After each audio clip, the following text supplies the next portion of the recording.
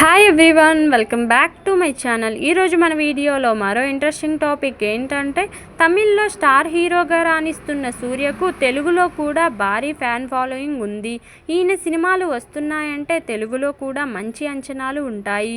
అయితే సూర్య గత సినిమా కంగువ భారీ డిజాస్టర్గా నిలిచింది.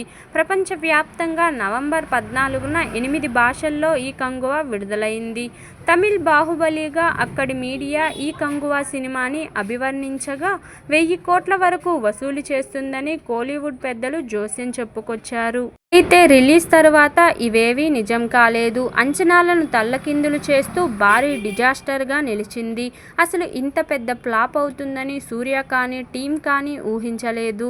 మినిమం కలెక్షన్స్ కూడా కంగువ వసూలు చేయలేకపోయింది. ఇక ఆ తరువాత ఈ సినిమా ఓటీటీలో రిలీజ్ అవ్వగా అక్కడి కూడా అదే పరిస్థితి.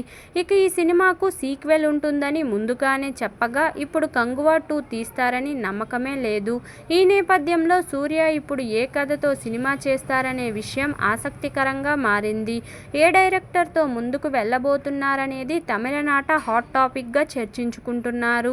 ఇప్పటికే సూర్య తన 44వ సినిమాను డైరెక్టర్ కార్తిక్ సుబ్బరాజ్ దర్శకత్వంలో చేస్తుండగా 45వ సినిమాను ఆర్జే బాలాజీ దర్శకత్వంలో చేయనున్నాడు. ఇక ఇప్పుడు తెలుగు డైరెక్టర్ వెంకీ అట్లూరి డైరెక్షన్లో కూడా సినిమా చేయడానికి సూర్య చర్చలు జరుపుతున్నట్టు వార్తలు వస్తున్నాయి. దుల్కర్తో చేసిన లక్కీ భాస్కర్ నచ్చడంతో సూర్య తనతో సినిమా చేయడానికి సుముఖంగా ఉన్నట్టు తెలుస్తుంది.